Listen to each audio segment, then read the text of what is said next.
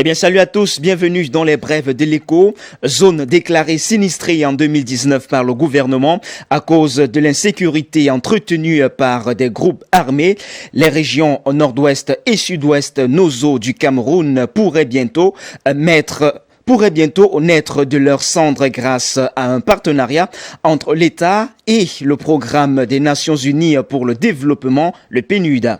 En effet, Luc Stallone, le responsable de cette organisation onusienne, a procédé le 5 mai à Yaoundé à la signature d'un accord de financement de 8,9 milliards de francs CFA avec Alamine Ousmane May, le ministre en charge de l'économie Minepat, dans le cadre du programme présidentiel pour la reconstruction et le développement PPRD des régions anglophones. Cet accord de financement, a expliqué Luc Stallone, représente la contribution initiale du gouvernement du Cameroun à la mise en œuvre du PPRD d'un coût global de 89,682 milliards de francs CFA. Ce financement initial, soit 10% du budget global, sera mis à la disposition du PNUD qui a été désigné par le gouvernement comme le partenaire d'implémentation du dit programme. Le PPRD, qui va durer 2 ans, est une composante du programme de développement national PND élaboré pour une période de 10 ans. En 2019, le groupement interpatronal a produit un rapport. Celui-ci a révélé que des villes mortes, l'insécurité, les destructions diverses et l'arrêt des chantiers d'investissement public à cause des 3 années de crise sécuritaire dans le Nozo a débouché sur des manques à gagner importants en termes de chiffres d'affaires pour les entreprises. En se focalisant sur 10 secteurs d'activité uniquement, ces pertes sont estimées à près de 800 milliards de francs CFA au bout de 3 ans.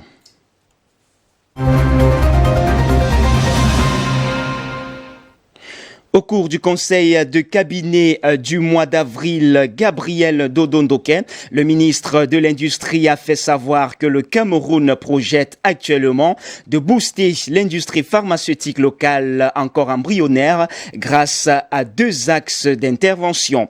Le premier axe se porte à l'amélioration de la compétitivité de l'industrie pharmaceutique, notamment à travers la mise à niveau et l'allègement des charges fiscales des unités industrielles existantes et le renforcement des capacités financières de la centrale d'approvisionnement en médicaments et consommables médicaux essentiels, le CENAM.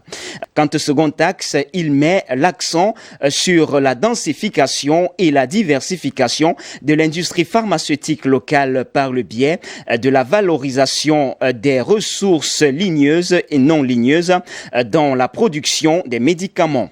À ce jour, le Cameroun dispose d'une dizaine d'unités industrielles de fabrication de consommables médicaux et de médicaments liquides, secs ou injectables. Cependant, la production nationale en médicaments essentiels couvre moins de 5% de la demande domestique, estimée en valeur monétaire à 200 millions de francs CFA en moyenne annuelle, dans un secteur quasi dominé par les importations.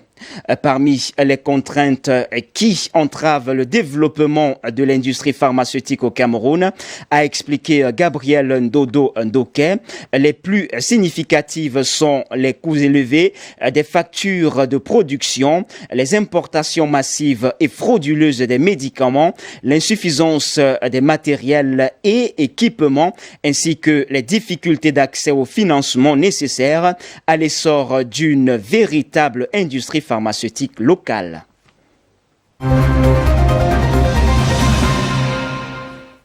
Et puis, selon les opérateurs du secteur du tourisme réunis le 30 avril 2020 à Yaoundé, à l'effet de trouver des solutions pour la relance du secteur plombé par la crise du coronavirus, le Cameroun dispose d'un potentiel de 900 sites touristiques recommandables et visitables. Grâce à cette richesse, apprend-on des mêmes opérateurs, le nombre d'arrivées de touristes au Cameroun a doublé au cours des 10 dernières années, passant de 500 000 visiteurs en 2010 à 1,1 million à fin 2019. Cette progression devrait cependant connaître un coup d'arrêt au cours de l'année 2020 à cause de la crise du coronavirus, dont l'une des principales victimes est le secteur du tourisme et de l'hébergement. À titre d'exemple, révèlent les opérateurs, depuis la confirmation du premier cas de coronavirus au Cameroun début mars, un tiers des établissements hôteliers de la ville de Douala sont restés fermés.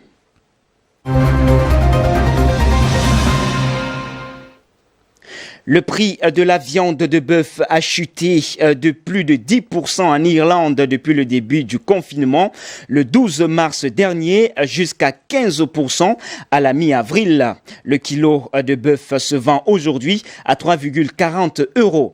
C'est la bête loi de l'offre et de la demande. Avec le confinement, moins de demandes. Les éleveurs bovins perdu leurs clients preneurs des plus beaux morceaux. Les restaurants, en particulier les chaînes de restauration rapide, qui ont fermé leurs portes pour le moment. Même si la consommation dans les supermarchés est en forte hausse, les Irlandais dépensent en moyenne 122 € de plus chaque mois. Cela ne suffit pas à équilibrer car ce sont surtout les produits non périssables et surgelés qui sont plébiscités. La particularité du bœuf irlandais, c'est qu'il s'exporte énormément à hauteur de 90%. Or, les marchés extérieurs, principalement le Royaume-Uni, l'Europe continentale et la Chine, dans une moindre mesure, sont dans la même situation. Restaurants fermés et faible demande à cuisiner les pièces de viande fine chez soi. Moins de demande, c'est aussi moins d'offres. Le nombre de bovins a chuté de 35% en un mois.